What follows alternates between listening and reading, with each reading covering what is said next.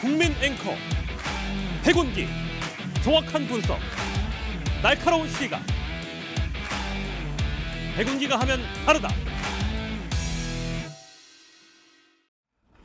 여러분 안녕하십니까, 백운기입니다. 광복절 경축사가 아니라 6.25 기념사를 듣는 것 같았다.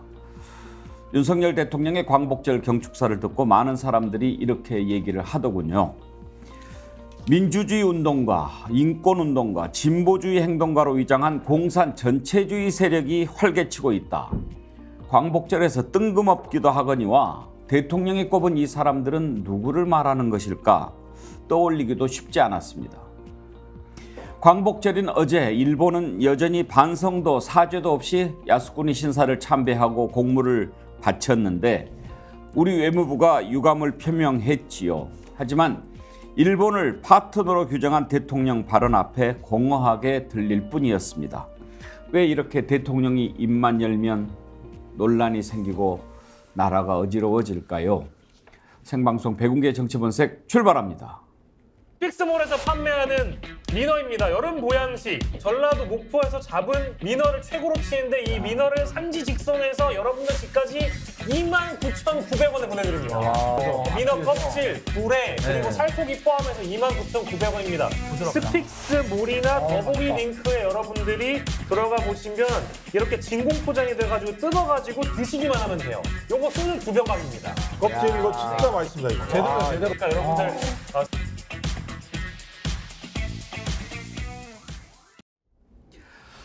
네 분 패널 함께 합니다. 오늘 김장자매 철인 형제 보니까 오늘 수요일이구나.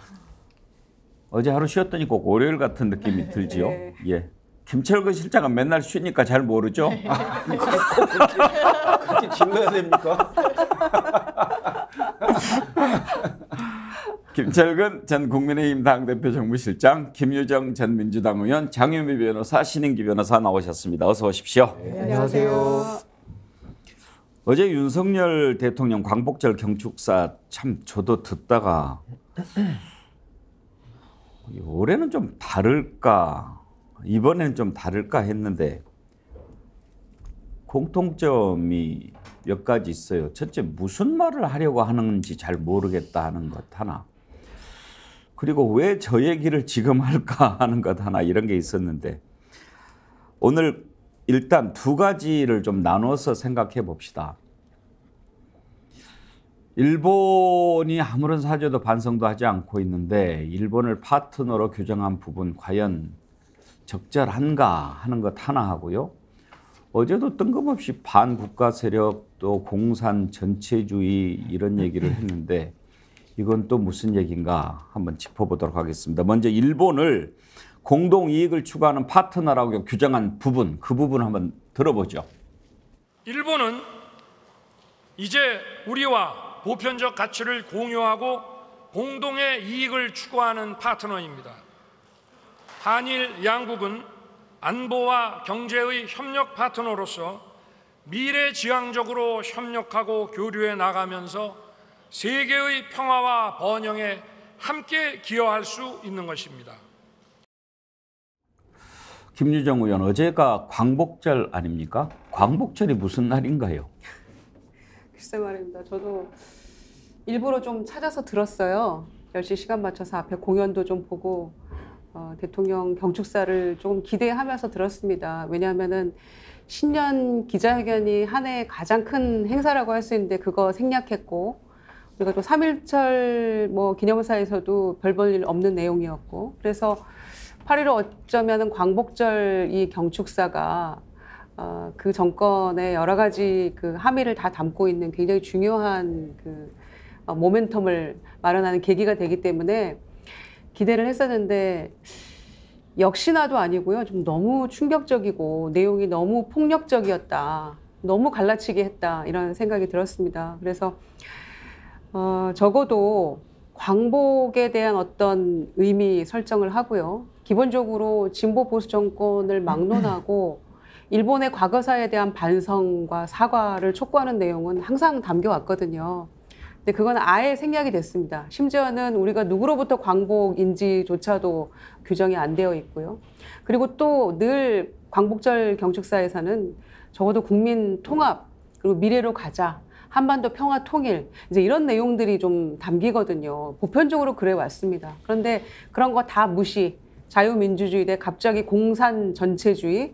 지난번에 이동관 후보가 갑자기 공산당 얘기를 꺼내서 이 무슨 뜬금없는 신메카시즘이냐 이런 생각을 모두가 들게 했었는데 어제 대통령도 같은 맥락에서 그런 얘기를 하더라고요. 그래서 정말 앞으로 남은 3년 몇 개월 동안에는 그야말로 정권을 비판하거나 견제하는 목소리 내거나 이런 거는 무조건 반국가 세력이 되는구나. 그리고 공산 전체주의 세력이 되는구나 라는 거를 뼈저리게 느꼈을 겁니다. 아마 국민들께서. 공산 전체주의는 좀 따로 짚어보기로 하고요. 네. 박승만님, 어제 경축사 듣다 보니 우리나라가 공산 전체주의 식민지로 있다가 일본의 도움으로 해방되고 광복됐나 착각할 뻔했습니다. 으짜님, 어제 광복절 행사에 대통령 발언 듣고 극우들만의 자유는 다른 것인가 생각해 봤습니다. 그런 글을 주셨는데, 김철근 실장, 대통령이 그냥 일본은 이런 나라가 됐다 이렇게 이제 마음대로 규정하고 그럴 수 있나 하는 생각도 들더라고요. 근데 어제가 광복절이잖아요. 다른 날도 아니고 일본의 강점으로부터 우리가 해방된 날이잖아요. 그리고 그 해방 투쟁을 하는 게 뭐 무장 투쟁도 있고 비무장 투쟁도 있고 사상적으로 민족주의 사상도 있고 사회주의 사상도 있고 여러 그 다양한 활동들을 통해서 우리 민족이 투쟁을 했고 해방을 쟁취한 날이 광복절입니다. 그리고 그 주범은 일본입니다. 그 일본에 대해서 따끔하게 지금까지 사과도 안 하고 제대로 안 한 거에 대한 것을 짚어야 되겠고요. 그리고 일본이 최근 들어서 우리가 경제적으로 굉장히 많이 성장을 했기 때문에 성장하고 그것을 견제하기 위해서 다양한 방법으로 우리나라 대한민국에 대해서 견제를 하고 있는 상황이거든요. 사실은 동아시아의 그 패권 경쟁국이 일본과 대한민국 경쟁입니다. 우리가 엄청나게 많은 그 성장을 해왔고 곧 일본을 추월할 수 있는 이런 상태거든요. 그런 거에 대해서 정말 대한민국을 대표하는 대통령으로서 8.15에 대한 역사적 의미와 그다음에 일본에 대한 어떤 견제 발언과 그리고 반성을 촉구하는 이런 그야말로 국민들의 일반적인 생각을 좀 담아줬으면 좋겠어요. 그런데 그것도 아니고 8.15를 바라보는 역사적인 어떤 또는 철학적인 이런 게 전혀 안 보입니다. 사실 저도 깜짝 놀랐거든요. 아니 왜 갑자기 여기서 공산 전체주의 세력이 나오고 예? 반국가 세력이 나오고 왜 그러는 겁니까? 그러니 도대체. 8.15 경축사인지 6.25 기념사인지 모르겠다는 얘기가 나오지 않습니까? 어제 유승민 전 국민의힘 대표도 광복절에 단 한마디도 역사를 말하지 않았다. 우리 조상들이 얼마나 고통스러운 시간을 겪었고 일제의 탄압이 얼마나 야만적이었는지 역사의 기억을 지우면 안 된다. 이렇게 얘기를 했는데 아니 장윤미 변호사 네. 어제도 이렇게 여러 특집들을 보면 독일 대통령, 독일 총리가 사죄하고 참배하고 잊지 않겠다라고 하는 그런 모습 보여주고 또 그렇게 하고 또 우리 일제시대 때 고통받았던 분들 이렇게 뉴스도 보고 프로그램도 나오고 그러는데 대통령이 계속 이런 식으로 이야기하면 이제 후손들은 광복절이 무슨 날인지도 잊어버리겠다 이런 생각까지 들더라고요. 국가 지도자의 언어가 그만큼 전 중요하다라는 생각이 듭니다. 그것이 현 세대뿐만 아니라 미래 세대에게도 가닿는 언어이기 때문에 그래요. 대통령은 앞에선 장광설을 늘어뜨리고서는 공산 세력 운운하면서요. 일본에 대해선 광복절은 주권을 회복한 날입니다. 우리나라가 주권이 없었거든요. 빼앗겼었거든요. 피와 땀으로 다시 한번 대한민국 건립의 기초를 닦는 광복의 그날에 일본을 파트너라고 얘기했습니다. 유승민 전 대표가 이렇게 얘기하더라고요. 대통령의 가슴 속에 우리나라의 역사는 어떻게 기억되고 있느냐라고 묻더라고요. 저도 묻고 싶습니다. 대통령의 머릿속에 대한민국의 역사는 어떠한 것입니까? 현재의 정세 진단은 어떤 것입니까? 일본이 파트너라고 대통령이 광복절에 이야기한 날 일본은 어떻게 했습니까? 야스쿠니 신사에 공을 바치고 정치인들이 가고 완전히 본인들의 과거사에 대해서는 단 한마디의 사과 잘못도 없었습니다. 그렇다면 대한민국의 지도자라면 최소한 광복절에 우리나라 광복의 의미를 되새기는 이야기를 해야죠. 물론 미래에 대해서도 필요하지만 그게 꼭 광복절에 마치 내부에서는 갈라치기를 하면서 외부 대한민국의 동맹의 대상은 미국과 일본밖에 없습니까? 너무너무 아쉽고 역사인식 더 나아지리라고는 지금 3.1절 마찬가지였고 8.15 마찬가지였기 때문에 큰 기대는 앞으로도 하기 어려워진 것 같습니다. 전광명 님이요. 성탄절에 부처님 오신 날 얘기하는 거 아닙니까? 광복절에는 일제에서 독립한 거를 말해야죠. 그런 의견 주셨고요. 또 대체 대통령 연설문 써준 사람 누군지 한번 찾아봐 주세요. 그런 부탁을 하셨는데 신인기 변호사 왜 그러는 걸까요? 이제 아무래도 저는 여기 와서 여러 차례 말씀드렸습니다만은 사람은 자기가 아는 것만 말하게 돼 있고요. 또 관심 있는 것만 자꾸 이야기하게 돼 있다. 저 이렇게 생각을 해서 윤석열 대통령께서 전 이렇게 광복절에 대한 의미조차도 모르는 지도자인가라는 것이 전 어제 전 세계 앞에 전 다 드러났다라고 보고요. 무엇보다도 역사인식이 부재하고 통치 철학이 빈곤한 그 모습을 그대로 보여줬다라고 봅니다. 사실 역사를 잊은 민족에게는 미래가 없다라고 하는 말이 있잖아요. 그래서 저는 어제 대한민국의 미래가 그 연설 하나로서 저는 싹 사라지는 느낌을 받았거든요. 굉장히 서글프고 이걸 어떻게 복구해야 되는가 저는 그 고민이 굉장히 어제 깊숙하게 들었고요. 국민적 자존심도 땅에 떨어졌죠. 땅에 떨어졌고 순국 선열들께서도 참 나라를 위해서 목숨을 바쳤는데 후세에서 대통령의 지위에서 대통령의 입술에서 그런 얘기들이 나온다라는 것이 얼마나 참 통탄스러웠을까라는 생각이 들었고요. 그 시문, 그 독립운동가 시문의 시가 있는데 그날이 오면이라는 시가 있습니다. 거기 보면은 독립을 얼마나 갈망했냐면은 일본에 대해서 비판하면서 칼로 이 몸에 가죽이라도 벗겨가지고 커다란 북을 만들어서 들쳐매고는 여러분의 행렬에 앞장을 서겠다. 이런 식의 정말 자기의 가죽을 벗기는 피를 토해내는 심정으로 이 나라를 구해낸 거거든요. 근데 그런 날에 대한민국 국민들을 통합할 대통령이 오히려 국민들을 이상한 기준으로 가르고요. 또 전체주의라고 하는 지금 대통령의 행태를 비판받아야 되는데 오히려 상대방에 대해서 누군가 알 수 없는 사람을 전체주의, 국가 공산 세력 이렇게 매도하는 지경까지 보면서 저는 참 대한민국의 국격이 매우 땅에 떨어졌다라는 그런 생각을 했습니다. 광복절 경축사에서 이렇게 뜬금없는 얘기를 하는 이유가 뭘까요? 그리고 맥락도 안 맞는 말들이 많이 있었습니다. 왜 그럴까 참 궁금했습니다. 머리가 비어서 그런 걸까? 아니면 우파를 결집하려고 하는 그런 불순한 의도 때문에 그런 것일까? 왜 그러는지는 한번 조금 있다가 짚어보기로 하고 또 한 가지 논란이 됐던 게 바로 공산 전체주의를 얘기하면서 또 했던 얘기인데 근데 그 전에 장윤미 변호사 공산 전체주의가 뭐예요? 저는 이 공산 전체주의라고 이야기를 하면서 처음에 그렇게 시작을 하더라고요. 오늘 이제 자유주의 체계와 공산주의 체계에서 자유주의 체계가 이제 이념상 승리를 했다는 취지의 이야기를 쭉 합니다. 이제 광복 이후에 갈라진 역사를 본인 스스로 이제 진단을 한 것 같아요.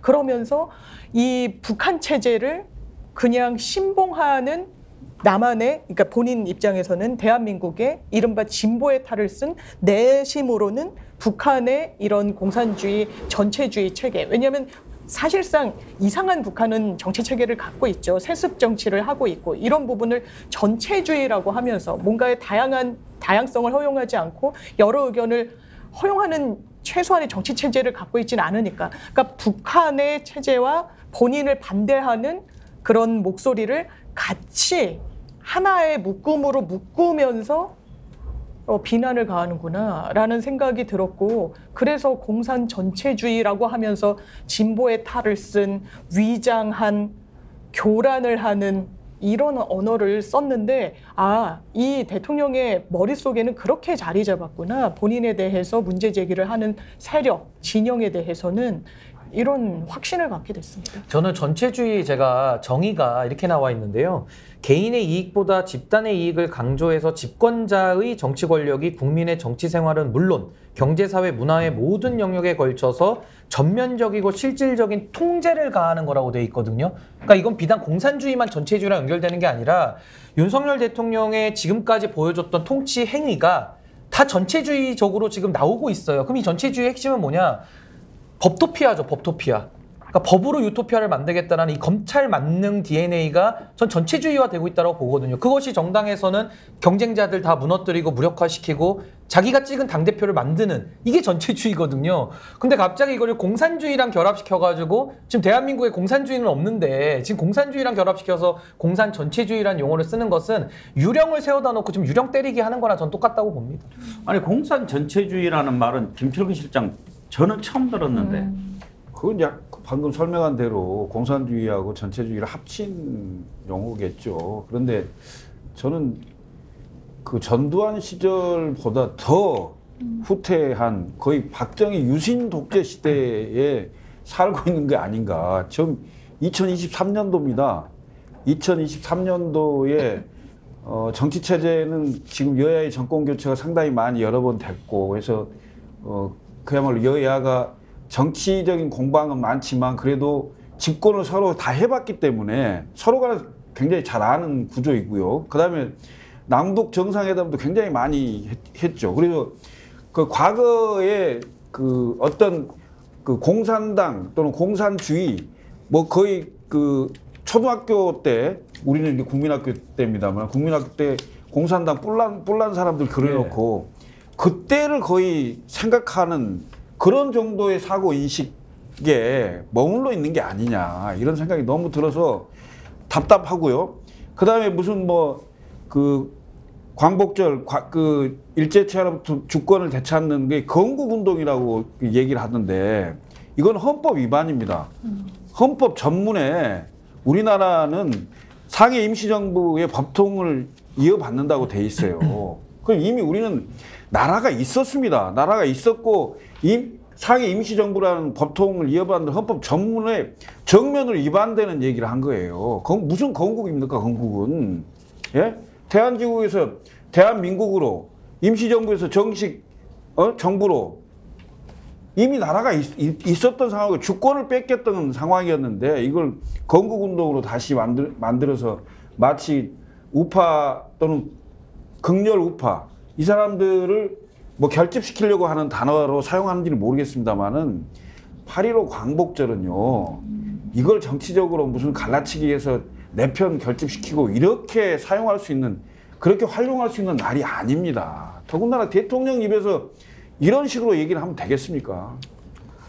작년에 이제 취임하고 첫 광복절이었잖아요. 77주년 광복절 때 지난해 말이죠? 네, 작년에 뭐라고 했냐면요. 자유와 인권이 무시되는 전체주의 국가를 세우기 위한 독립운동은 결코 아니었습니다. 이런 구절이 있어요. 그런데 이번에는 똑같은데요. 공산만 들어간 겁니다. 자유와 인권이 무시되는 공산 전체주의 국가가 되려는 것은 더더욱 아니었습니다. 그래서 딱 보니까 자유, 연대, 반국가 세력, 전체주의, 공산 전체주의. 우리가 관광지 가면 어디를 가든, 전국 어디를 가든 기념품이 다 똑같잖아요. 거의 비슷하잖아요. 그러니까 3.1절이건 제헌절이건 5.18이건 8.15건 하는 그 단어들이 다 똑같은 거예요. 그래서 그냥 조금만 수정하면 다 8.15가 되고 3.1절 기념사가 되고 이러는 것 같아요. 그러니까 이거를 쓰는 사람도 문제가 있지만 대통령의 철학이고 소신인 것 같아요. 늘 한결같은 이야기들이 나오니까. 근데 결국에는 나라가 일제 치하로부터 해방된 날, 그 좋은 날에 다시 국민을 갈라치게 하고 일본하고는 손잡고 함께 가겠다고 하면서 시민단체와 야당과 반대하는 국민과는 완전히 갈라치고 등 돌리고 가겠다라는 선언 같은 거잖아요. 이게 어떻게 광복절 경축사가 될 수 있습니까? 헌정사상 가장 저는 이 폭력적이고 국민을 무시하는 그 광복절이 무슨 날인가에 대한 개념조차 서지 않은 부끄러운 대통령의 경축사였다. 이렇게 규정합니다. 100번 양보해서 일본하고 손잡고 함께 가자는 메시지를 내놓을 수 있지요. 그렇지만 그날이 광복절이어서는 곤란하지 않습니까? 전제가 있지 않습니까? 적어도 우리가 그렇게 온 나라를 들썩이고 있는 오염수 문제랄지, 그리고 과거사에 대한 반성이랄지, 사과랄지, 독도 문제, 교과서 문제, 너무 할 얘기가 많잖아요. 그런데 그러한 중요한 문제들에서 기초적인 것조차도 짚지 않고 우리가 맥락을 짚어가면서 이 부분은 문제 있지만 그래도 우리가 함께 가야 할 이웃 나라인 건 맞다. 이런 식으로 조금 전제가 붙어야 되는 거 아닙니까? 그런데 앞에 전제는 다 무시하고, 그래서 어제 경축사를 딱 보면서 느낀 생각은 여기저기서 이구동성으로 이번 18일 한미일 정상회담에서 3국이 공통으로 갖는 정상회담에서는 그 문제가 의제에 안 오를 수도 있지만 적어도 한일 양자간 회담에서는 후쿠시마 오염수 방류를 공식적으로 반대하는 마지막 기회가 될 거기 때문에 반드시 이걸 공식화해달라는 요구가 많았거든요. 그런데 어제 경축사를 보면서는 이제 그 희망의 끈조차도 우리가 다 내려놓아야 되는구나. 그런 위기감을 더 느꼈죠. 저는 윤석열 대통령이 상당히 저는 정직하지 못하다라고 봅니다. 그 이유는요. 우리가 선거를 통해서 권력을 국민이 위임하지 않습니까? 그러면 그 위임된 권한을 갖다가 국민들을 위해서 쓰는 거거든요. 그리고 잘하면은 집권 연장하고 못하면 교체하는 게 우리 민주주의 원리거든요. 근데 윤석열 대통령께서 만약에 이 경축사만큼의 인식을 만약에 후보 시절에 보였더라면요. 저 절대 안 도왔을 겁니다. 진심입니다. 절대 도울 수가 없습니다. 근데 이거를 후보 시절에는 다른 얘기를 했죠. 그리고 지금에 와서 또 이 말을 바꾸죠. 그러니까 전 이런 행태가 정치 자체의 불신을 가져오는 것도 맞지만은 정말 대통령으로서 너무 위험천만하지 않습니까? 그래서 저는 다시 한번 참 정치인에 대해서 검증이 중요하구나라는 걸 다시 한번 생각하게 됐고요. 이 얘기를 그러면 후보 시절에 하셨어야죠. 그때는 이준석 대표에 대해서도 100년에 한 번 나올까 말까 한 지도자다. 그러고서 바로 축출. 그리고 한미일 관계에 대해서도 잘 전문가들 의견 들어서 하겠다 했는데 완전히 쏠림 외교. 그리고 민주주의 퇴행. 지금 사회 각 분야의 시스템 다 무너지고 있지 않습니까? 그럼 그거를 약속하셨어야죠. 그러면 안 찍었죠. 근데 거기에 대해서 후보 시절에는 잘할 것처럼, 대한민국을 바꿀 것처럼 공정과 상식의 대표자로서 마치 자기 측근들, 자기 배우자, 장모의 사건까지도 엄정하게 할 것처럼 얘기를 해놓고서는 딱 바뀌고 나니까 사람의 태도가 바뀌거든요. 그래서 우리가 과거에도 화장실 들어갈 때랑 나올 때 다른 게 사람이다라고 얘기는 해서 그게 인류 보편의 인간의 그 본능이라 그러면 할 말은 없지만은 정치는 이렇게 해서는 안 된다. 국민에 대한 약속 위반이고 이렇게 하셨으면은 자신에게 표를 줬던 그 많은 유권자들을 이건 배신하는 행동이다. 저는 이렇게 생각합니다. 김철근 실장은 이준석 대표랑 함께하면서 윤석열 후보 만났을 때 눈치 못 챘어요? 어떤 거요? 이렇게 바뀔 거라는 걸? 이렇게 허당인 거요? 예. 예? 그 이른바 말씀을 많이 하는 스타일이잖아요. 그 다방면에 박학다식한 이런 그리고 나름대로 무슨 우리가 일반적으로 얘기하는 무슨 개똥 철학 같은 이런 게 그냥 사인 간에야 그런 게 있을 수 있는 거지만 이게 지금 국가의 최고 책임자를 선출하는 거잖아요. 선출했던 건데 글쎄요. 실제로는 이런 구체적인 정책에 관련된 얘기를 많이 안 해봤기 때문에 그 깊이는 잘 몰랐습니다. 저희가 내일 모레 금요일 날 이준석 대표 인터뷰하기로 돼 있거든요. 네. 한번 나오면 그거 한번 물어볼게요. 물어봐도 잘 모를 거예요.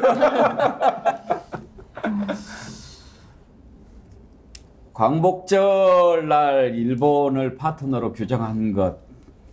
또 한 가지 논란이 공산 전체주의라는 용어를 쓰면서 또 했던 얘기입니다. 그 부분도 들어볼까요?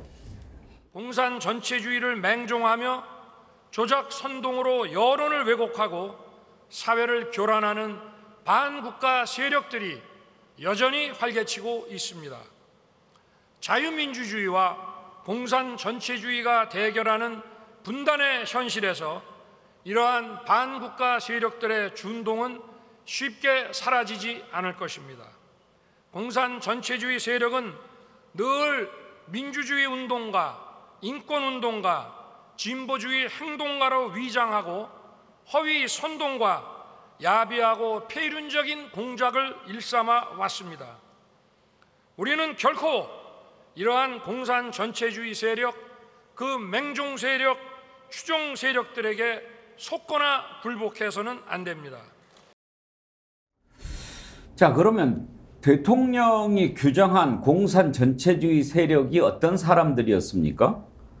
민주주의 운동가, 인권 운동가, 진보주의 행동가로 위장했다. 어떤 사람들이 떠오릅니까? 장윤매 변호사께서는? 저는 이게 이른바 큰 틀에선 민주진영이라고 지칭할 수 있는 인사들 아니겠습니까? 민주진영, 그러면 민주당을 겨냥한 부분이 저는 있다라는 생각이 들어요. 이 말에 다른 해석의 여지는 없습니다. 제가 어제 광화문에 갈 일이 있었는데 8.15 보수 집회가 열렸더라고요. 보수 집회 아니고 극우 집회가 열렸더라고요. 거기에 주사파 척결을 내걸었더라고요. 구호로. 전 대통령의 인식과 대동소이하다라고 생각합니다. 대통령의 인식이 정말 아주 극소수의, 그것도 대한민국의 건전한 상식을 가진 사람들이라면 지지할 수 없는 그런 아주 이념 편향이란 말도 좀 아깝죠. 그냥 뭐랄까요, 감정적인 그런 데서 벗어나고 있지 못하다. 저는 정말 너무나 마음이 아픈 게 대한민국이 민주화 역사를 이룬 지가 그렇게 오래되지 않았습니다. 과거의 군사 독재 때 뭔가 이 군사 독재를 비판하면 그랬죠. 너는 북한 추종 세력이다. 너는 빨갱이다. 좌파다. 왜 그럴 수 있었습니까? 분단된 국가 현실이 있었기 때문에 아주 간단하게 그렇게 진단 내렸었던 거죠. 그 부분을 악용했었던 거죠. 독재 정권이. 그 인식에서 한 발짝도 못 나갔구나. 아, 대한민국의 민주주의 토대가 상당히 허약했었구나. 이런 지도자의 발언을 허용해야 버리게 된 국가가 어느새 돼버렸구나. 최근에 다른 맥락이긴 하지만 동아일보에 논설위원이 쓴 칼럼의 제목이 눈 떠보니 후진국이었어요. 눈 떠보니 후진국. 본인들을 지지했던 사람들에게 이런 말 듣는 거 반성의 계기로 삼아야 되지 않겠습니까? 그걸 더 강화하다니요. 누굴 보고 정치를 하는 겁니까? 저는 국민을 보고 정치하면 이런 무도한 언어는 입에 올릴 수 없다라고 생각했어요. 그렇다면 본인은 대통령 선거에서 0.7%포인트 차이로 이긴 대통령입니다. 그러면 이 나머지 국민들이 반국가 세력, 위장하고 허위선동, 야비하게 폐륜적인 공작이나 일삼는 사람들을 지지하고 있다는 건가요? 이런 인식을 토대로 정치를 하고 있으니 협치라는 건 기대하기 어려운 거죠. 앞으로도 기대하기 어려울 것 같습니다. 지금 제가 사실상 국민의힘에서 여당 내 야당 역할을 부여받았지 않습니까? 제가 선택한 길은 아니고요. 저는 일관되게 말하고 있는데 후보 시절과 지금 대통령 시절 많이 바뀌었기 때문에 제가 지금 야당 역할 하게 됐거든요. 그럼 이게 뭐 과거에 있었던 빨갱이, 신색깔론 같은 건데 그럼 저는 여쭙고 싶은 게 저는 도대체 빨갱이입니까? 아닙니까? 저는 표를 드렸는데. 그러니까 저는 제가 비밀선거지만 저는 찍었거든요. 그럼 저 같은 사람은 지금 조작 선동과 여론을 왜곡하는 사람들은 지금 윤석열 정부의 견해와 다르다는 사람, 그러니까 이견이 있는 사람들을 지금 그렇게 표현하는 것 같거든요.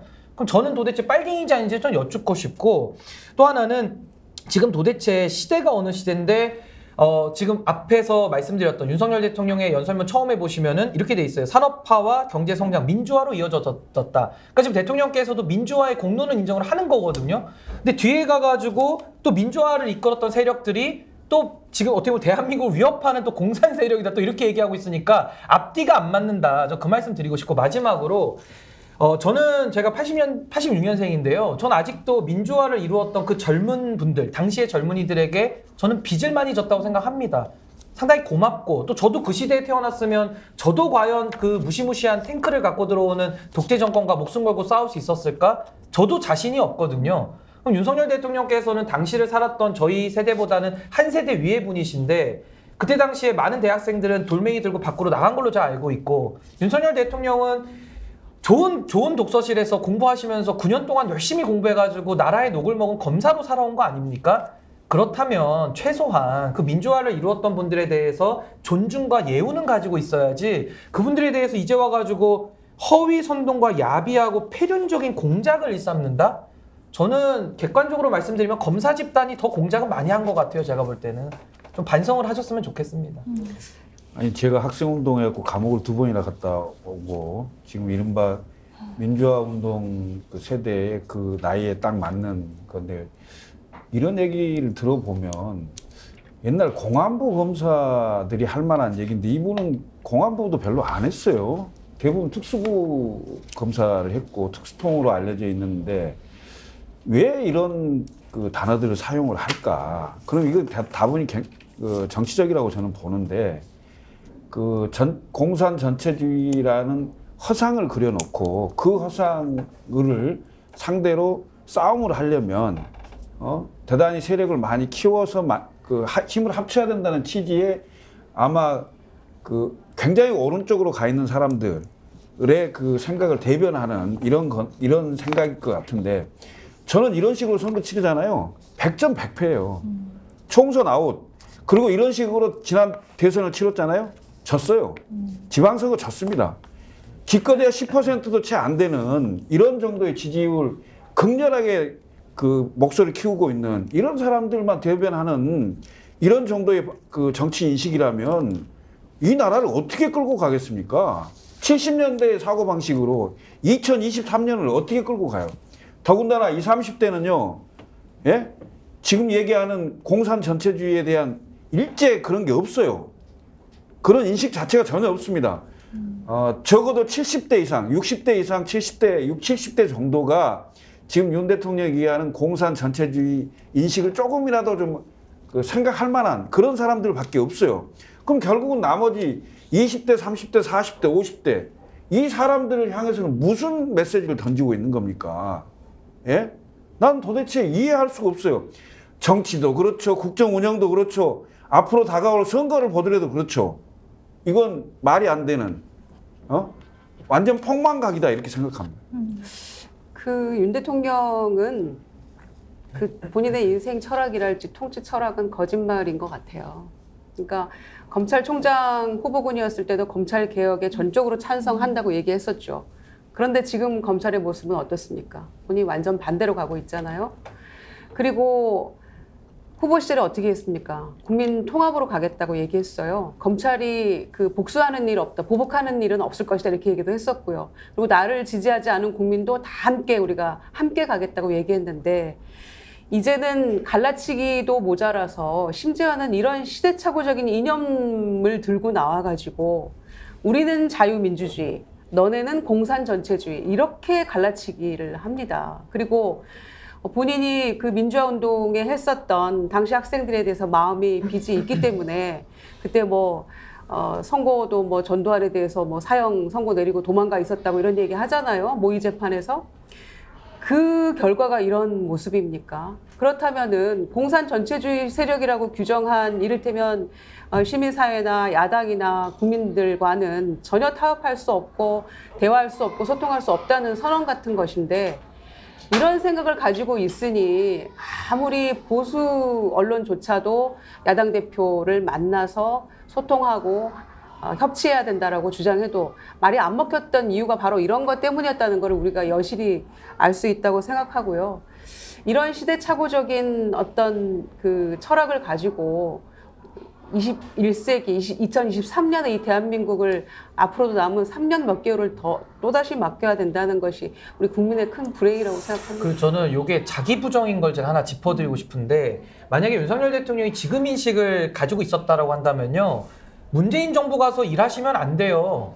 근데 문재인 정부 들어가서 서울중앙지검장 자리 준다 그럴 때 좋아서 갔죠. 그리고 검찰총장 준다 그럴 때 좋아서 갔습니다. 문재인 정부를 누가 만들었는데 지금 본인이 지금 윤석열 대통령께서 공산사회 무슨 허위 날조 선동 이 세력들이 만든 거 아닙니까? 근데 그 정부 들어가서 고위직을 한다? 이거 자기 모순이고요. 두 번째는 우리가 형법에 죄형 법정주의라고 있어요. 그게 뭐냐면은 옛날 사또식으로 내 죄를 네가 알렸다. 공산당이 누군지 밝혀보십시오. 아 본인은 알겠죠? 이런 거예요. 이게 죄형 법정주의와 반대되는 완전히 비문명적인 그 탄압이거든요. 근데 지금 하는 거 보십시오. 이동관 씨도 네 죄를 네가 알렸다 지금 하고 있죠. 윤석열 대통령도 반국가 세력, 찔리는 사람이 반국가 세력일 겁니다. 이권 카르텔 특정 안 합니다. 그냥 유령을 세워놓고 다 걸쳐보면 다 이권 카르텔이에요. 그러니까 자기가 원하는 사람들만 편면적으로 잡아넣을 수 있는 제왕적인 언어거든요. 저는 검사로서 죄형 법정주의로 평생을 살아셨을 텐데 만약에 지금 내 죄를 네가 알렸다라는 식의 사또주의로 이분이 개념이 가지고 계신다면은 과거에 도대체 얼마나 억울한 사람을 만든 겁니까? 그러니까 전 이걸 좀 정리 좀 했으면 좋겠어요. 도대체 문재인 정부에 가서 일했던 거는 뭔지를 설명을 하셔야 되는 것이고, 이 죄형법정주의라고 하는 형사법에 문명화된 근대사회에서 유지했던 이 대원칙과 지금 윤석열 대통령과 이동관 위원장이 하고 있는 이런 방식은 아예 안 맞는 겁니다. 뭔가 좀 정리를 좀 했으면 좋겠습니다. 예, 장희민 변호사.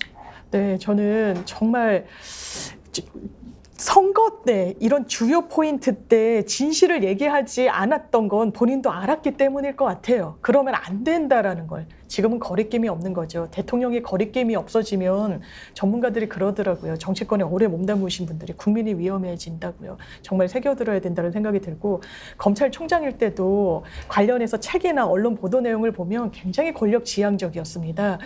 검찰개혁에 선봉에 서겠다고 했어요. 그리고 사실 이런 표현으로 이제 뒤통수 친 거 아니겠습니까? 그리고 자기는 아주 이 문재인 정부와 잘 맞는 사람이라고 어필을 많이 했다라는 그 당시에 많은 내용들이 있습니다. 그리고 지금 여기까지 섰죠. 그런데 툭 하면 전 정부 탓이나 하고, 그리고 이런 민주진영의 인사들을 공산주의의 전체주의 세력이라고 이야기하는 대통령의 인식으로는 총선도 어렵고, 총선이 어려워지는 게 대수겠습니까? 오히려 국민이 어려워지고 난감해지고 위험에 빠진다는 게 정말 제일 슬픈 지금 우리의 정치적인 현실인 것 같습니다. 진실된 상식님, 국가원수가 지금 이 시대에 쓸 수 있는 언어 중에 가장 험악한 말이었습니다. 지금이 가장 부끄러운 역사가 될 것 같습니다. 적어도 국민은 그 말을 듣고 쥐구멍을 찾았을 겁니다. 부끄럽지 않습니까, 다들? 이은주님, 광복절 경축사랍시고 대통령이 선봉에서 국민을 좌우로 갈라치게 하는 이 나라 대통령의 정체성은 도대체 무엇이란 말입니까? 광복절이 대통령의 극우 선포일이라도 된다는 말입니까? 순국선열들이 관뚜껑 열고 나올 통탄할 일입니다. 이런 글을 주셨는데, 아니 김유정 의원, 네. 저는 이 부분을 도대체 누구를 생각하고 얘기를 했을까 계속 좀 걸렸어요. 민주주의 운동가, 인권 운동가, 진보주의 행동가로 위장하고, 누구를 얘기하는 걸까요? 그럼 이제 말하자면 민노총, 노조, 민주당, 시민단체 다 여기 지금 들어가는 거잖아요. 시민단체 이권 카르텔도 얘기했었고, 그다음에 그럼 이를테면 이제 이런 내용에 대해서 민주당이 도대체 이거 누구 보고 하는 얘기냐, 이거 민주당 보고 하는 얘기 아니냐 이러면은 또 이렇게 합니다. 아니라고 해요. 그러면은 찔리냐? 도둑이 재발절이냐? 이렇게 나옵니다. 국민의힘이나 대통령실은. 그러니까 갈라치기 하는 대통령들이 예전에도 있었죠. 그러나 이렇게까지 극단적이지는 않았습니다. 그리고 대통령으로서 최소한의 국민을 생각하는 마음이 있다면, 또 국가의 이미지라는 게 있는데 잼버리 대회를 무난하게 맞춰서 국가 브랜드 이미지는 그래도 우리가 견지했다, 이런 황당한 소리를 할 수 있는 대통령이기 때문에 광복절에 이런 말도 안 되는 이런 시대착오적 얘기도 서슴지 않고 내뱉을 수 있는 건지는 모르겠어요. 그러나 이 말을 고지고대로 믿을 국민이 어디 있겠으며, 이로 인하여 대통령의 이 말 때문에 국민의 자존감은 더 떨어지고 나라 망신은 더 커졌고 국격은 더 할 수 없이 실추된 거 아닙니까? 그런데도 이거를 여전히 굴하지 않고 계속해서 말하고 있고요. 이번에는 카르텔이라는 얘기는 빠졌습니다만은 이 안에 다 들어가 있는 거죠. 그래서 노조들의 이권 카르텔, 그리고 지난번에 시민사회단체에서 부정하게 사용한 돈 314억 있었는데 그것 때문에 5천억을 깎는다, 이렇게 얘기해 놓고 자유총연맹 가가지고 반국가 세력 이런 얘기 처음 했었잖아요. 자유총연맹이나 새마을운동이나 바사렵 이런 데에는 231억인가가 더 지원이 됐잖아요. 그리고 자유총연맹은 지난번에 국정농단 그 사태 있을 때 정치적 중립 지킨다라는 그 정관을 넣었다가 몇 년 만에 올해 다시 또 그걸 없앴어요. 이거는 내년 총선에서 이런 단체들을 어떻게 하겠다라는 선언과 다름없는 거라고 생각하고요. 그래서 정말 민주당이 이제 이런 얘기를 듣고도 우리가 이게 언제까지 이러고 가만히 앉아 있어야 되겠나. 내일 모레는 이제 공산당 운운했던 이동관 후보의 또 청문회잖아요. 그때는 또 얼마나 더 황당한 이야기를 이 이동관 후보가 늘어놓을지도 잠옷 정말 걱정이 됩니다. 뒷부분에 충격받아서 다 못 들으신 것 뒤에 같은데 뒷부분에 카르텔 얘기했습니다. 두 번 나옵니다. 이권 카르텔하고 건설 카르텔 두 개가 저는 공산 전체주의에 너무 놀라가지고 숨이 턱 막히신 거죠. 두개 나와 있어요. 아니 근데 이게 기대를 저버리지 않았네요. 반국가 세력과 공산 전체주의 세력이 본인이 서울지검장하고 검찰총장 할 때는 없었어요? 도대체 문재인 정부의 서울지검장과 검찰총장 하면서 이런 세력, 이런 사람들 다 잡았어야 될 거 아니에요? 직무유기 아니에요? 맞습니다. 이제 와서 왜 지금 정권교체하고 본인이 대통령이 됐을 때 이런 얘기를 합니까? 지금 사실 남북관계에 상당히 여러 정권에 걸쳐서 상당히 호전돼 있기도 하고요. 그다음에 체제 경쟁 자체가 이미 끝났어요. 우리가 체제가 자유민주주의 체제가 우위에 있다는 게 결정이 됐고, 그리고 실제로 경제적인 격차도 우리가 북한의 40배 이상이 되는 겁니다. 그러면 우리가 어찌 보면 큰 집인데 잘 사는 큰 집이에요.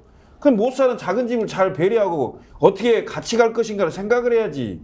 집 받고 말도 안 되는 걸 꾸며갖고 얘기하고 이게 되겠습니까 이게?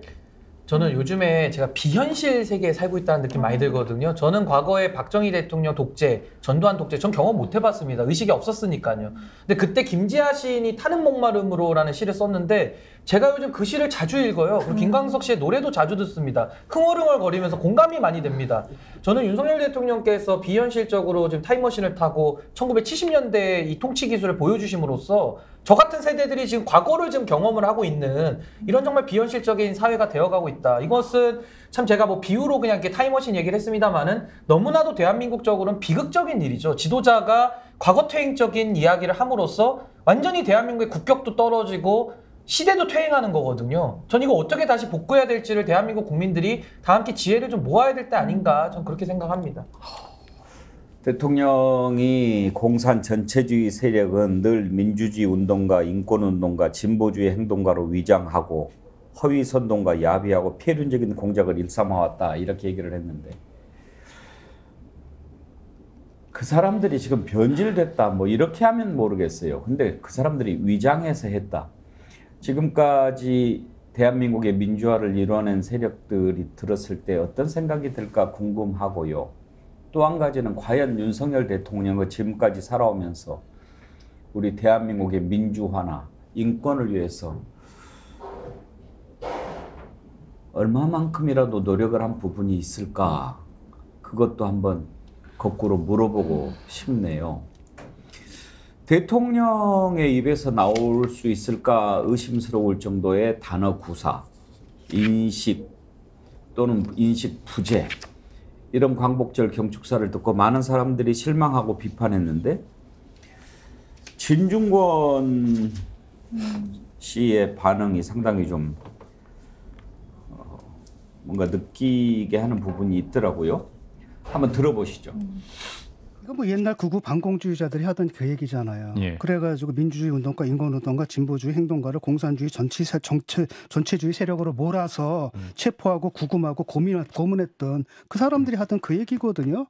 예. 그다음 윤석열 대통령은 공산 전체주의 세력으로 매도당했던 그 민주주의 운동가와 그다음 인권운동가, 그 진보주의 행동가들 그들 덕분에 지금 대통령 된 겁니다. 뭔 얘기를 하는지 모르겠거든요. 이분이 정말 머릿속에 참 공허하신 건 내가 알겠는데 그 공허함을 그냥 공허함으로 놔두시면 됩니다. 갖다 똥으로 채우진 않았으면 좋겠거든요. 근데 이거는 내가 그전까지만 해도 주변 사람들이라고 생각을 했는데 본인의 인식이 그런 거예요. 이게 대통령의 인식이 이래가 정말 창피하거든요. 수준이 뭐냐면 수준이 이러신다라면 밖으로 들키면 안 되거든. 안 들키게 해야지. 이게 뭡니까 지금 이게. 오늘이 6.25입니까? 똥오줌은 가려야 되지 않습니까? 대통령도 됐으면은. 내가 화가 나더라고 오늘 딱 보는 순간에. 예. 자, 김성희 그러니까 이제 신은규 변호사 좀 속된 말로 하자면 머릿속에 똥만 들었다 이런 얘기인데 저 부분에서 와닿는 게 그전에는 그냥 다른 사람이 하는 얘기를 생각 없이 하는 건 줄 알았다. 원래 머릿속에 비어 있으니까.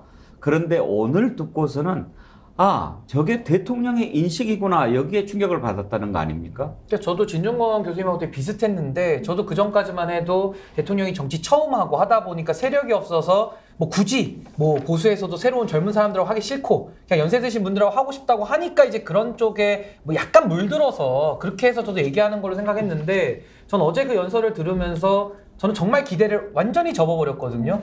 완전히 접었습니다. 왜냐면 이것은 본인의 인식이고 앞으로도 이동관 후보자 욕할 필요가 없어요. 이동관 후보자를 지명한 대통령 책임입니다.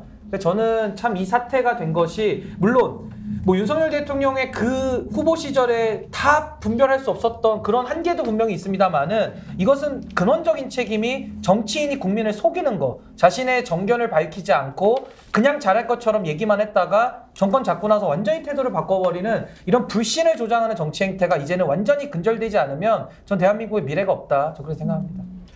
머릿속에 뭐가 들었는지는 모르겠지만 김유정 의원 어찌됐든 대통령이 이렇게 얘기를 했는데 거기에 대해서 반대한다 또는 동의하지 못한다 그러면은 반국가 세력이 될 수도 있는 것 아닙니까? 그 대통령이 생각하는 말대로라면 거의 지금 우리 다 반국가 세력입니다. 여기는. 그리고 사실 양평 고속도로 게이트 나왔을 때도요. 무슨 선동이다 뭐 허위 선동이다, 날파리 선동이다 이런 말 썼잖아요. 원희룡 장관도. 그리고 그럼 오염수 문제에 대해서도 괴담이다. 그것도 역시 야당의 선동이다. 국민을 현혹하는 못된 언어다. 이런 식으로 계속 얘기했는데 그러면 이제 다 우리는 반국가 세력이자 동시에 공산 전체주의 세력이 되는 거죠. 그러니까 정말 이제 하기 좋은 말로 약간의 비판 이건 문제가 있다라고 지적하면 전부 다 우리는 이제 공산 전체주의 세력이 되는 겁니다. 이렇게 규정해 놓고 남은 시간 동안을 갈라치기 해서 본인 편만 끌어모아서 내년 총선을 치르겠다 이런 생각인 거죠. 근데 그래가지고 되겠습니까? 로버트리님, 그 옛날 어머님들은 자식들이 싸우면 자식들을 혼내는 게 자신의 종아리를 때리시면 자녀들이 울고 잘못했다고 합니다. 윤 대통령은 대한민국을 대표하는 어른인데 한 번이라도 자신을 때리는 행동을 보이는 진정성을 보고 싶습니다. 우리가 우리 종아리를 지금 때려야 되지 않나 그런 생각이 들고요. HDA님, 백운기 앵커 부탁드립니다. 제발 대통령이란 호칭 빼고 성렬이라고만 호칭해 주십시오. 대통령 호칭만 들어도 화가 납니다. 그리고 우리의 대통령이 아니라 일본놈 앞잡입니다. HDA님 마음은 알겠는데 제가 그럴 수는 없습니다. 식빵앤 버터지님, 기저귀 업체는 용산에 기저귀를 제공하라. 똥을 좀 못 가린다고 하는 얘기 지금 이런 글을 올리신 것 같습니다. 근데 정말 그 앞부분에도 신영기 변호사님이나 김철근 실장님이나 지적하셨듯이 이럴 줄 몰랐다 이런 얘기를 하셨는데 정말 그런 것 같아요. 지금 진중권 교수뿐만 아니라 많은 분들이 처음에는 워낙 그 정치 경험도 없고 뭐 이렇게 제대로 준비가 안 됐으니까 예를 들면 뭐 극우 유튜버들한테 영향도 받고 뭐 이렇게 하다 보니 그런 것 생각 없이 나오는 게 아닌가 그렇게들 생각을 했는데 요즘 나오는 얘기들을 보면 아 저게 원래 그 윤석열 대통령 생각이었나? 소신인 것 같아요. 근데 저는 이게 굉장히 참 제가 짚고 싶은 문제가요. 윤석열 대통령이 후보 시절에 한 예능에 나와가지고요. 그런 사람 또 없습니다라는 노래를 들으면서 많이 울었다. 당시에 노무현 대통령 생각하면서 굉장히 좀 슬퍼했다 이런 얘기를 하다 보니까 국민들 입장에서는 아 그럼 노무현 대통령의 가치관하고도 좀 맞닿아 있나 보다. 그러니까 문재인 정부도 가서 검찰총장 했나 보다 이렇게 생각을 한 건데 뚜껑을 딱 열어보니까 이거는 완전히 그 극우적인 행태들의 주장이 지금 다 들어와 있는 거거든요. 저는요, 과거 자유한국당 식으로 지금 가고 있어요. 근데 자유한국당 식으로 해보시면 당시에 선거 4번 연거푸 패배했거든요. 근데 저는 지금 자유한국당 때보다 더 심각하다고 보는 것이 그때 자유한국당은 그래도 대선 이후에 아무 힘도 없었던 그냥 야당이 이상한 소리 했던 겁니다. 근데 지금은요, 현직 대통령이에요. 대통령이 자유한국당보다 더 과거태행적인 인식을 가지고 지금 정치를 한다? 전 이거 있을 수 없는 일이 지금 대한민국에 이루어지고 있기 때문에 제가 비현실적이다라고 말씀을 드린 것이고 분명히 한 예능 나와서 노무현 대통령 관련된 얘기도 윤석열 대통령 혼자 하셨거든요. 그러니까 거기에 대해서도 좀 해명을 좀 해주셨으면 좋겠습니다. 지난번 제가 방송에 나와서 얘기를 했었는데 윤석열 대통령이 그 국민의힘에 입당하기 전에 그 윤석열 대통령의 친구 아버지가 지금 광복회장 이종찬 그 전 국정원장이잖아요.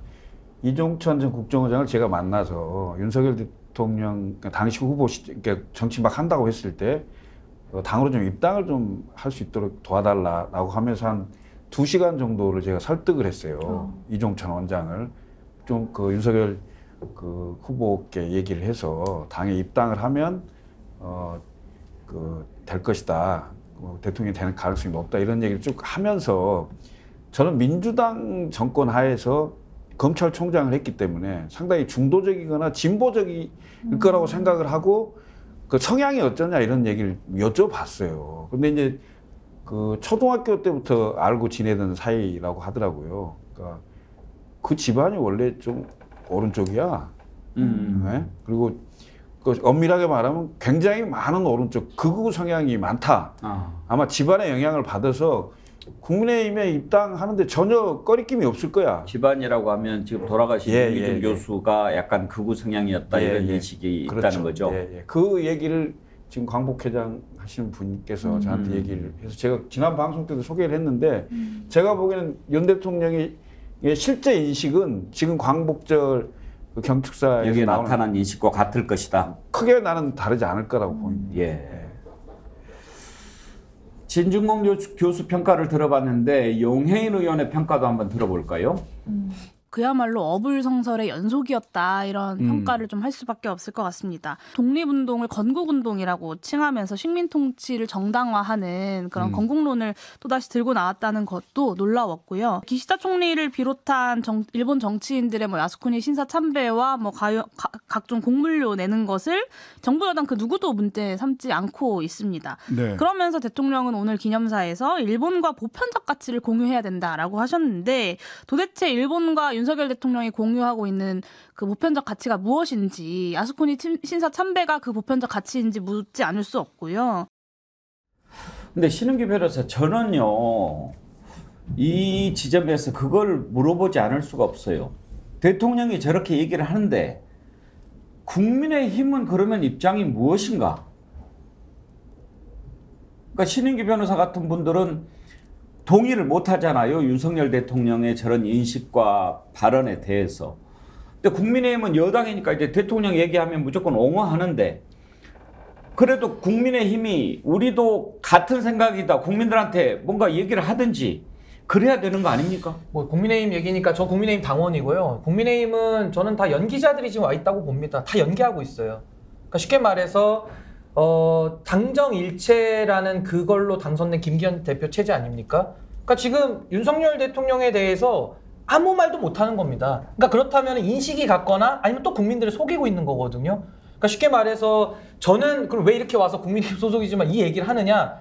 양심에 반하니까요. 제가 여당에 소속돼 있지만 저게 옳다라고 말을 못하겠습니다. 그리고 침묵도 못하겠어요. 침묵하면 동의하는 거니까요.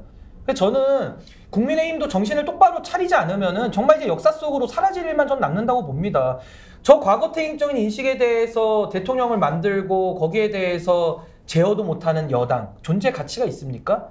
제가 한이 있다면요 힘이 없는 게 한입니다. 제가 힘이 많고 제가 국민의힘을 어떻게 할 수만 있다면 고치고 싶은데 힘이 없는 게 제가 천추의 한입니다. 신인규 변호사를 꼭 국회로 보내야 되겠습니다. 그러니까 탄핵당한 박근혜 전 대통령보다 못하다 이런 말 들으면은 끝 아니겠습니까? 적어도 박근혜 전 대통령은 피해자와 가해자라는 일본이 가해자고 우리 대한민국이 피해자라는 그 사실만큼은 100년인가요? 1000년이 지나도 변하지 않는 역사적 사실이라고 규정을 했거든요. 그런데 윤석열 대통령의 어제 내용을 보면 그런 내용 자체가 아예 들어있지를 않잖아요. 그러니까 그런 인식 자체가 아예 없고 정말 천박한 인식의 수준을 여과 없이 그대로 드러냈다. 그런 생각입니다. 저는 박근혜 대통령 얘기 나서 하나만 제가 요거 말씀드리고 싶은데 이번에 김태우 구청장 사면해 주지 않습니까? 이분들이요. 그러니까 한동훈 장관이 법무부 장관으로서 상신하고 윤석열 대통령이 사인한 겁니다. 있을 수 없는 일이 일어났잖아요. 근데 저는 최근에 제가 양승태 대법원장 구속될 때 그 말씀하신 걸 다시 돌려 들어봤어요.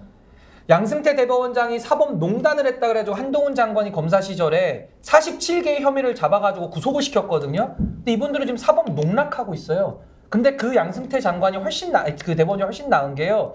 다시 한번 돌려 들어보십시오. 이러시더라고요. 부덕의 소치다. 그리고 나를 위해서 같이 일했던 판사들 죄가 없다. 그 책임 다 나한테 물어라 이러시면서 실제로 구속 들어가시거든요. 제가 그 장면을 보면서 아까 김유정 의원님하고 비슷한 생각을 했는데 야, 한동훈 윤석열 검찰보다 훨씬 낫다 박근혜 대통령 그쪽 사람들이. 제가 볼 때는 그래도 양심이 있고 잘못이 드러났을 때 부덕의 소치라는 말 저는 처음 들어봤고요. 최근에 그 밑에 판사들한테 죄 묻지 말라 그래요. 자기한테 물으라고 하고서 구속되시더라고요. 근데 한동훈 장관은 그 양승태 대법원장 사법 농단했다고 47가지 혐의 적시해서 구속시켰거든요. 본인들이 좀 사법 농락하지 않습니까? 희롱하지 않습니까? 나중에 한번 이거 어떻게 될지 역사 앞에 전 평가받아 봐야 된다. 한번 돌려 들어보시면 좋겠어요, 저는. 그러니까 최소한의 염치도 상식도 사라졌다는 거거든요. 저는 그게 가져올 결과가 참 두렵습니다.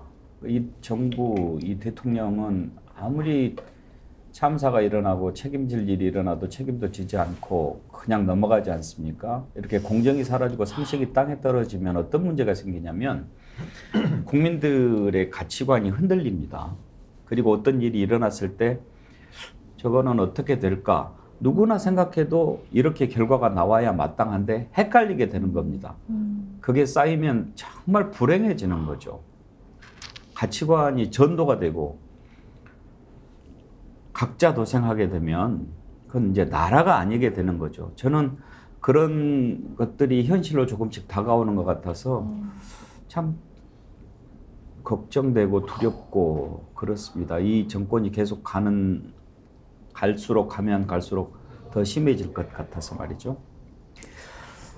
오늘 윤석열 대통령의 광복절 경축사를 가지고 짚어봤는데 사실 이거 외에도 지금 따질 게 하나 둘이 아닙니다. 파탄난 세계 잼버리 책임 문제도 좀 따져야 되고 내일 모레 이동관 방통위원장 후보 청문회 있는데 이것도 짚어봐야 되고 또 그렇게 큰 문제가 됐는데 언론에서 쑥 사라져버린 해병대 수사단장 논란도 짚어봐야 되는데 해병대 수사단장 얘기는 오늘 2부의 김종대 레이더에서 좀 살펴보기로 하고요. 짧게 이 내용 한번 살펴보겠습니다. 지난번 국민의힘 당대표 선출할 때 강승규 대통령실 시민사회 수석이 강신업 변호사 출마 안 했으면 좋겠다 이렇게 전화를 한 사실이 드러났습니다. 이거는 명백한 선거 개입이지요. 이거 벌 받아야 될 일입니다. 이거 한번 좀 따져보겠습니다. 관련된 녹취를 한번 들어볼까요? 강신업 변호사 출마 좀 자제시킬 수 없을까? 이번에는 당대표군 최고위원 V가 그림을 그려서 총선을 내년에 V 얼굴로 치러야 되잖아요. 강신업 변호사를 저쪽에 넣고 다 이렇게 막 우파 지지단체 나오면 굉장히 혼탁스럽고 그래서 질서가 안 잡히는 것 같아서 무슨 문제가 있냐면 여사님하고 쭉 잘 나가고 있잖아요. 구설수가 낮이 그게 또 그러면 여사님이 다시 소환돼가지고 내가 또 접촉하면 이상하게 또 한번 좀 적극적으로 중요한 일이에요.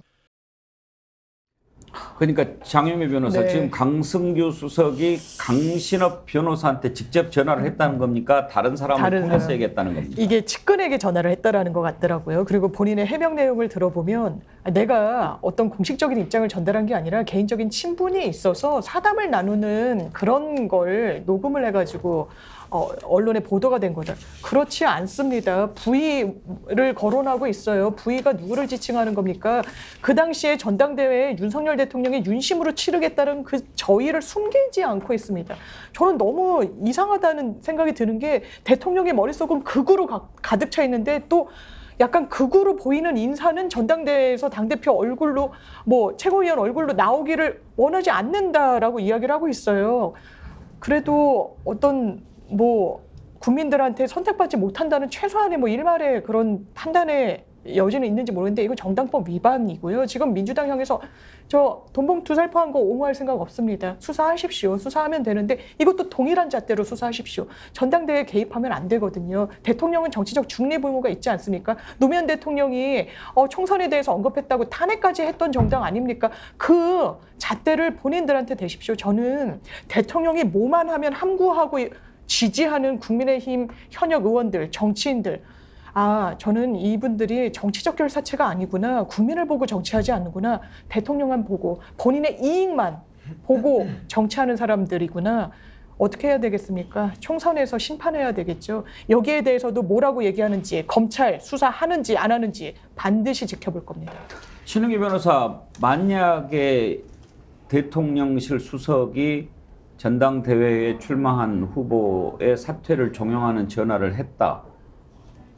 이거는 위법이죠? 있을 수 없는 일이고요. 이거 국가공무원법 위반, 정당법 위반, 그 형법상 직권남용죄도 지금 적용이 될 소지가 있어서 강성규 수석 같은 경우는 공수처 수사 대상자거든요. 고위공직자입니다. 저는 당장 이거는 수사 들어가야 되고요. 그리고 안철수 후보도 당시에 시민사회수석실에서 행정관들 시켜가지고 뭐 퍼날르는 거, 단톡방 퍼날르는 걸로 이미 고발이 돼 있는 걸로 알고 있어요. 전 이것까지도 이제 증거 물증이 나왔기 때문에 이건 빼박이다. 바로 수사를 해야 되는 것이고, 수사의 포인트는 무엇이냐? V 얘기가 나오지 않습니까? 녹취록에? 저 위조된 거 아니라고 하겠죠. 저것까지 위조됐다 할 수는 없으니까요. 그렇다면 윤석열 대통령은 이 사실을 알았느냐?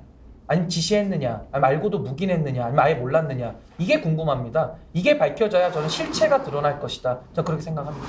만약에 알았다면, 지시했다면 그거는 위헌이죠. 위헌 위법이죠. 근데 아까 장윤희 변호사 말씀해 주신 대로 당시에 노무현 대통령 탄핵 사례에서는 탄핵이 인용이 안 됐어요. 왜냐하면 방송 나와서 그냥 할 수 있는 것만 다 해서 우리 열린우리당 잘했으면 좋겠다. 이 말 한마디 했다가 탄핵 들어가서 이제 기각이 나왔거든요. 근데 이것은 정당법 위반 소지가 있고 실질적으로 개입을 했다 그러면 이것은 그때와는 차원이 다른 얘기이기 때문에 저는 공수처가 수사에 당장 착수해야 된다고 보고요. 그게 어렵다면은 전 특검을 해서라도 전 이건 수사해야 된다 이렇게 봅니다. 박근혜 대통령이 그 정무수석실 통해서 총선에 개입을 해서 결국 그게 2년 징역이 나왔잖아요.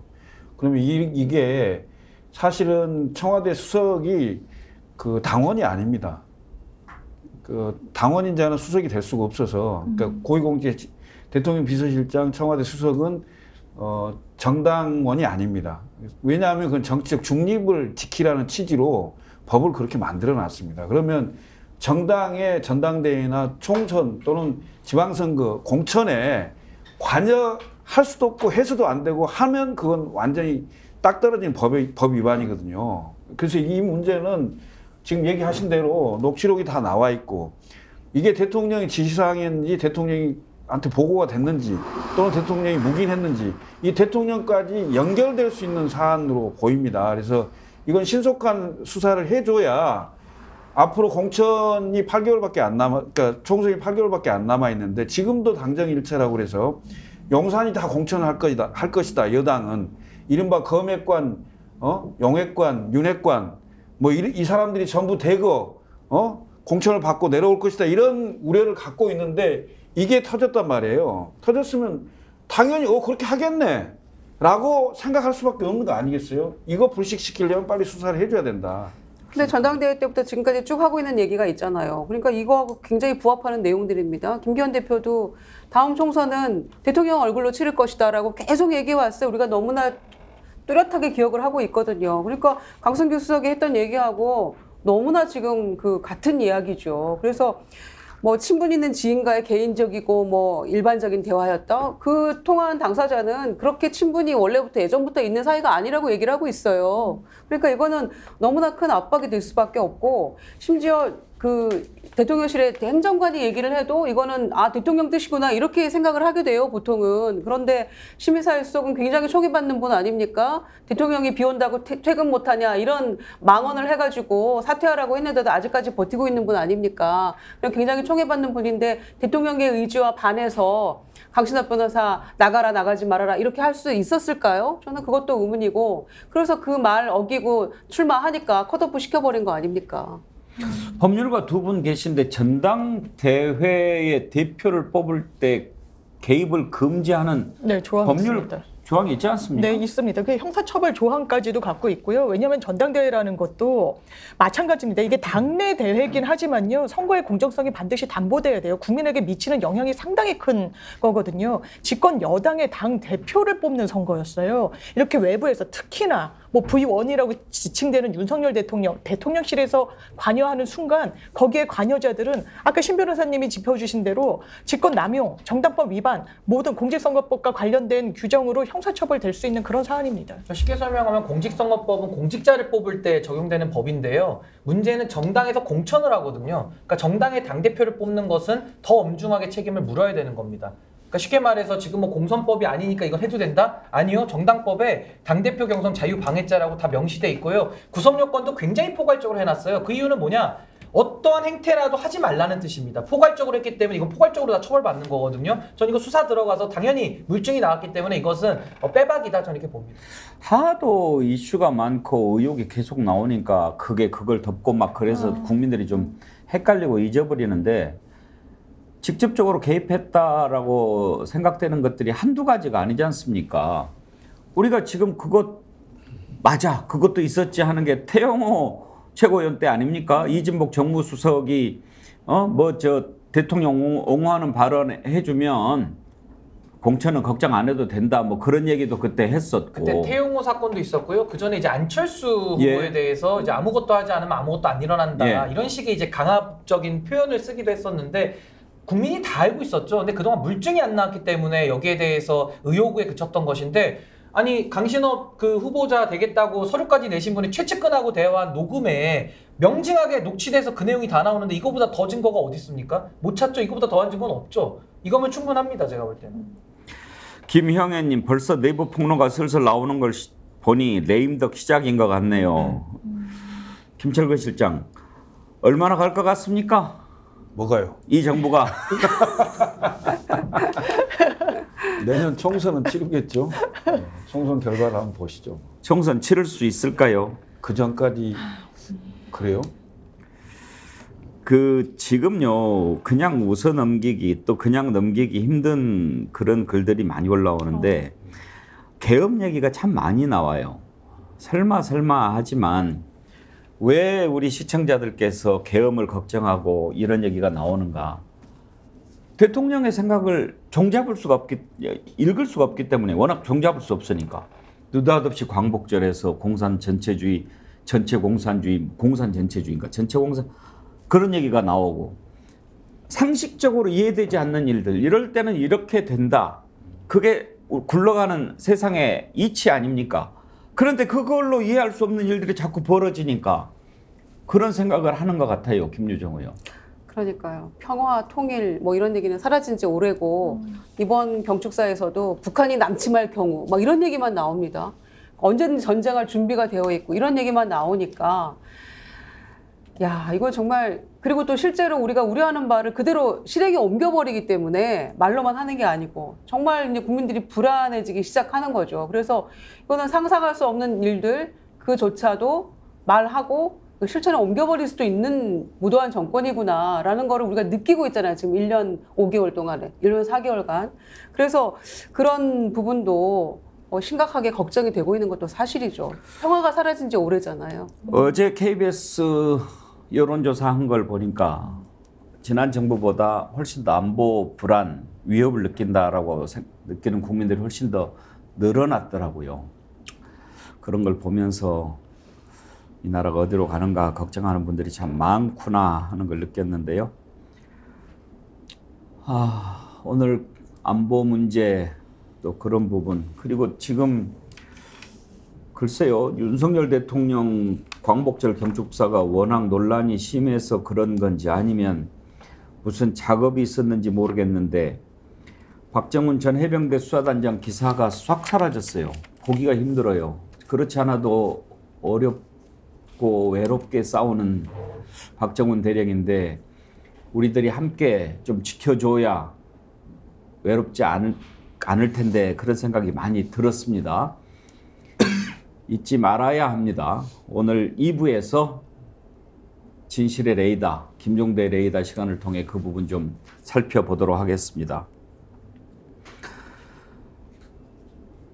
어제 밤에 스픽스 구독자 48만 명을 돌파했는데 저희가 50만 구독자 달성 이벤트 하고 있죠. 49만 명까지 받는다고 했는데요. 이제 초읽기에 들어간 느낌입니다. 많이 응모해 주시고요. 스픽스 홈페이지에 들어오시면 커뮤니티란이 있습니다. 50만 구독자 이벤트 지금까지 968명 참여해 주셨는데 1000명 넘을 것 같습니다. 계속 언제 돌파할 수 있을지 맞춰 주시기 바랍니다. 스픽스몰 회원 가입하고 있는데요. 4,492명 현재 가입하셨어요. 8월까지 10,000명 신청 받으려고 합니다. 목포 민어회 아주 많은 분들이 사랑을 해주셨는데 목포의 민어가 이제 다 바닥이 나가지고 워낙 많이 사주셔가지고 내일 낮 12시까지만 접수를 받도록 하겠습니다. 내일 낮 12시까지만 접수한다고 하니까요. 민어회 혹시 드셔보신 분 계세요? 저 먹었습니다. 네. 오, 진짜 너무 맛있어서 깜짝 굉장히 놀랐어요, 맛있어요. 진짜로. 입에서 살살 녹고. 네, 엄청 포장도 깔끔하게. 스픽스 들으라고 하는 얘기 아니고 아니에요. 정말로 진심을 맛있어요. 제 미각을 괜찮아요. 갖다가. 네. 그런데 뭐 또 이제 이거 끝나면 또 대게 한대요. 와. 그것도 한번 기대를 해보고요. 많이 구입해 주십시오. 내일 낮 12시로 마감한다고 합니다. 함께해 주셔서 감사드립니다. 김철근 실장님, 김유정 의원님, 장유미 변호사님, 신은규 변호사님. 다음 주 수요일 날 다시 뵙겠습니다. 감사합니다. 고맙습니다. 감사합니다.